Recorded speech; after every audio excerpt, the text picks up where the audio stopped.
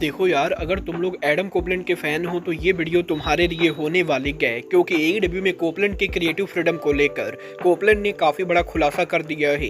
सरिया के एईडब्ल्यू को लीव करने के बाद डब्ल्यूडब्ल्यूई पर सरिया के रिटर्न प्लान रिवील हो चुके हैं। एईडब्ल्यू के डायनेस्टी के टिकट सेल को लेकर लेटेस्ट नंबर सामने आ चुका है। तो वहीं टीएनए रेसलिंग का एक बड़ा सुपरस्टार कंपनी से फायर्ड हो चुका है। तो गाइस चलिए बिना किसी देरी के शुरू करते हैं इस वीडियो को। और सबसे पहले बात करेंगे टीएनए रेसलिंग की biggest home grown female superstar Gail Kim की। वेल गाइज, अगर आप लोग टीएनए रेसलिंग को लंबे टाइम से फॉलो कर रहे हो तो आपको पता होगा कि गेल किम टीएनए रेसलिंग के द्वारा बनाई गई one of the biggest all time female superstar है। और लगभग यहां पर गेल किम के पूरे करियर के अंदर उन्होंने टीएनए रेसलिंग के लिए काम किया है। और गेल किम के इन रिंग रिटायरमेंट के बाद भी वो यहां पर टीएनए रेसलिंग के लिए कोच और प्रोड्यूसर के तौर पर काम कर रही थी। और सालों तक टीएनए रेसलिंग से लॉयल रहने के बाद भी इस हफ्ते टीएनए रेसलिंग के द्वारा गेल किम को बिना किसी नोटिस के फायर्ड कर दिया गया है। और टीएनए रेसलिंग के न्यू प्रेसिडेंट के द्वारा इस हफ्ते यहां पर गेल किम के शॉकिंग तरीके से फायर्ड करने के बाद टीएनए रेसलिंग का पूरा लॉकर रूम इस चीज को लेकर शॉक है कि टीएनए के न्यू प्रेसिडेंट ने गेल किम को क्यों फायर्ड किया है। क्योंकि ना तो गेल किम को लेकर लॉकर रूम में कोई भी टेंशन थी, ना ही किसी को भी गेल किम से कोई भी कंप्लेन था। और सालों तक टीएनए से रॉयल रहने के बाद भी इस तरीके से गेल किम के फायर्ड होने के बाद काफी सारे लोग यहां पर मैनेजमेंट से नाराज है। बट अब यहां पर गेल किम के फायर्ड होने के बाद एईडब्ल्यू के लेजेंडरी कमेंटेटर जिम रॉस के लेटेस्ट पॉडकास्ट के ऊपर जिम रॉस ने गेल किम के पॉसिबली एईडब्ल्यू या डब्ल्यूडब्ल्यूई ज्वाइन करने को लेकर बात की। यहां पर जिम रॉस का ये कहना है कि गेल किम के पास काफी ज्यादा लंबा रेसलिंग एक्सपीरियंस है। और डेफिनेटली यहां पर टीएनए से फायर्ड होने के बाद जिम रॉस गेल किम को एईडब्ल्यू में देखना चाहेंगे। क्योंकि जिम रॉस ये बिलीव करते गए कि गेल किम जिस एक्सपीरियंस के साथ काम कर चुके गए वो एक्सपीरियंस एईडब्ल्यू के वुमेन डिवीजन के लॉकर रूम के काम आ सकता है। और गेल किम एईडब्ल्यू के वुमेन डिवीजन के लॉकर रूम के अंदर एक बेहतरीन कोच और प्रोड्यूसर का काम कर सकती है। वेल मैं यहां पर जिम रॉस की बात से पूरी तरह से एग्री करता हूं। और मुझे भी लगता है कि डब्ल्यूडब्ल्यूई और एईडब्ल्यू में से किसी एक कंपनी को गेल किम को जरूर साइन करना चाहिए। बट गाइस चलिए फिलहाल आगे बढ़ते और बात करते हैं एईडब्ल्यू के upcoming pay per view AEW dynasty की। वेल बात करें अगर यहां पर एईडब्ल्यू के डायनेस्टी पेपर व्यू की तो गाइस ये बात तो हम सभी लोगों को मालूम है। एईडब्ल्यू के डायनेस्टी पेपर व्यू में अब यहां पर सिर्फ 10 दिन बचे गए। और यहीं एईडब्ल्यू के डायनेस्टी पेपर व्यू को लेकर फिलाडेल्फिया में लेटेस्ट टिकट सेल नंबर सामने आ चुके गए। गाइज यहां पर एईडब्ल्यू के डायनेस्टी पेपर व्यू के लिए एईडब्ल्यू की करंट कैपेसिटी 7040 के बराबर है। जहां पर 7040 टिकट में से एईडब्ल्यू कंपनी ने करीबन 6152 टिकट सोल्ड आउट कर दिए हैं। बट अब भी यहां पर एईडब्ल्यू के डायनेस्टी पेपर व्यू के ऊपर एईडब्ल्यू कंपनी को करीबन 900 टिकट सोल्ड आउट करना बाकी है, जो कि मेरे हिसाब से कंपनी आराम से करने वाली है। और आने वाले 10 दिनों के अंदर एईडब्ल्यू कंपनी के ये 900 टिकट सोल्ड आउट होने के बाद देखना दिलचस्प होगा कि क्या यहां पर टोनी खान और सीटें ओपन करते हैं या नहीं। वेल अगर यहां पर टोनी खान को डायनेस्टी पेपर व्यू के कैपेसिटी को और ज्यादा बढ़ाना है तो टोनी खान को डायनेस्टी के सेट डिजाइन को चेंज करना पड़ेगा। क्योंकि करंटली एईडब्ल्यू कंपनी जो सेट डिजाइन यूज करती है उस सेट डिजाइन के ऊपर अब यहां पर अरीना के अंदर और सीटें ओपन नहीं हो सकती गए। बट अगर यहां पर टोनी खान डब्ल्यूडब्ल्यूई की तरह छोटा सेट डिजाइन लगाते गए तो एईडब्ल्यू कंपनी सेट डिजाइन के पीछे के करीबन 2000 सीट ओपन कर सकती है। वेल देखना दिलचस्प होने वाला है कि क्या यहां पर एईडब्ल्यू कंपनी ज्यादा क्राउड लाने के लिए सेट डिजाइन में कोई चेंजेस करती है या नहीं।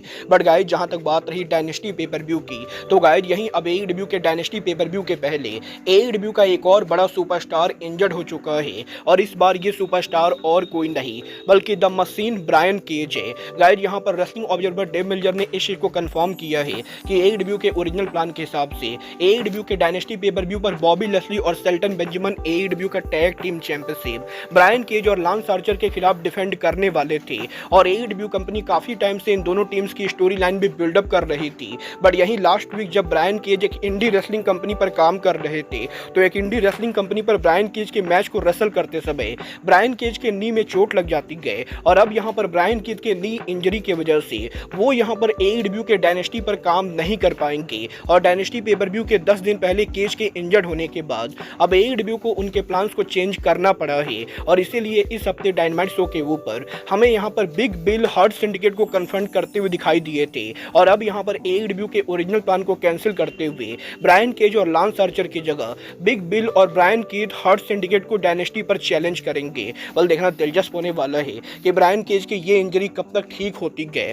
बट गाइज चलिए फिलहाल आगे बढ़ते हैं और बात करते हैं एईडब्ल्यू की फॉर्मर सुपरस्टार सरिया की। वेल गाइज ये बात तो हम सभी लोगों को मालूम है, एईडब्ल्यू कंपनी को सरिया ने इस हफ्ते ऑफिशियली क्विट कर दिया है। और वैसे तो सरिया की कंपनी को लीव करने के बाद सरिया ने ये खुद कंफर्म किया है कि उनके और कंपनी के बीच में किसी तरह का कोई भी हीट नहीं गए और वो यहाँ पर एईडब्ल्यू कंपनी और टोनी खान को थैंक यू करना चाहेंगी कि 2 सालों तक एईडब्ल्यू में उन्हें काम करने का मौका मिला।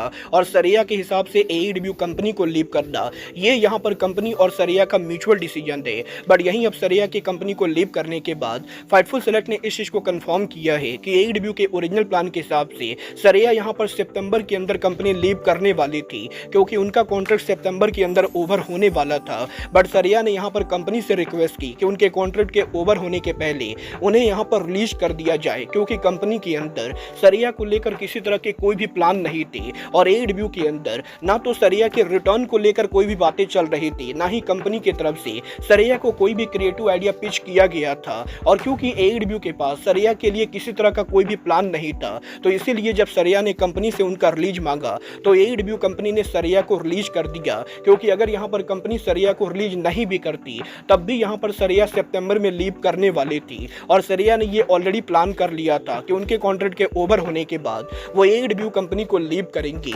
और यहीं अब सरिया की कंपनी को लीव करने के बाद सरिया ने खुद कंफर्म किया है कि अगर यहाँ पर डब्ल्यूडब्ल्यूई कंपनी सरिया को कॉन्टैक्ट करती गए और अगर यहाँ पर डब्ल्यूडब्ल्यूई से उन्हें रिटर्न का ऑफर आता है तो वो यहाँ पर डेफिनेटली डब्ल्यूडब्ल्यूई के ऑफर को लेंगी और वो यहाँ पर डब्ल्यूडब्ल्यूई के अंदर दोबारा यहाँ पर पेज नेम को यूज करके रिटर्न करेंगी। और सरिया ने ये बिल्कुल क्लियर किया है कि वो डब्ल्यूडब्ल्यूई के ऊपर वापस जाती गए तो वो यहाँ पर सरिया कैरेक्टर को लेकर नहीं जाएंगी, क्योंकि डब्ल्यूडब्ल्यूई के अंदर वो उनके ओरिजिनल पेज कैरेक्टर को यूज करना चाहेंगी। और बेसिकली डब्ल्यूडब्ल्यूई के ऊपर हमें यहाँ पर जल्द पेज का रिटर्न देखने को मिल सकता है। बल देखना दिलचस्प होने वाला है कि ट्रिपल एच पेज को डब्ल्यूडब्ल्यूई पर कैसे बुक करते हैं। बट गाइज चलिए फिलहाल आगे बढ़ते और बात करते हैं एईडब्ल्यू सुपरस्टार एडम कोपलैंड की। वेल गाइज इस हफ्ते कोपलैंड के लेटेस्ट इंटरव्यू के ऊपर एडम कोपलैंड ने एईडब्ल्यू के क्रिएटिव प्रोसेस को लेकर बात की, जहां पर एडम कोपलैंड ने फाइनली रिवील किया कि एईडब्ल्यू के अंदर रेसलर्स को किस लेवल की क्रिएटिव फ्रीडम मिलती गई। गाइज यहां पर एडम कोपलैंड से जब ये पूछा गया कि क्या यहां पर एईडब्ल्यू के अंदर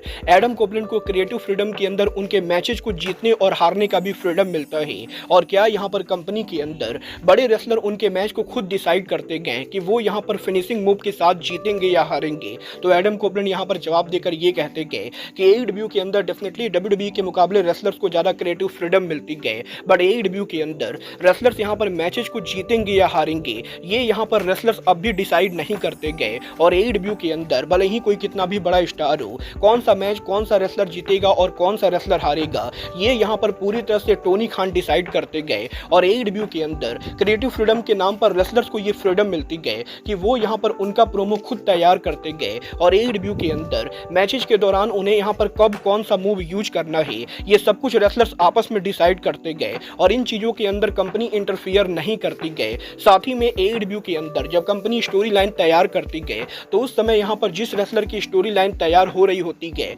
उस रेसलर्स को भी क्रिएटिव मीटिंग के अंदर बैठाया जाता है और रेसलर्स यहां पर अपनी स्टोरी लाइन के अंदर खुद अपना इनपुट देते गए। But at the end of the day wrestlers की स्टोरी लाइन के अंदर मैचेस के एंडिंग पर कौन से फिनिशर के साथ कौन सा रेसलर मैच को जीतेगा ये यहां पर अब भी टोनी खान के द्वारा डिसाइड किया जाता है। और बेसिकली एईडब्ल्यू के अंदर रेसलर्स को कितनी भी क्रिएटिव फ्रीडम मिले अब भी यहां पर एईडब्ल्यू की स्टोरी लाइन का एंडिंग टोनी खान राइट करते गए और कौन सा रेसलर कब कौन से मैच को जीतेगा ये सिर्फ और सिर्फ टोनी खान के हाथ में है।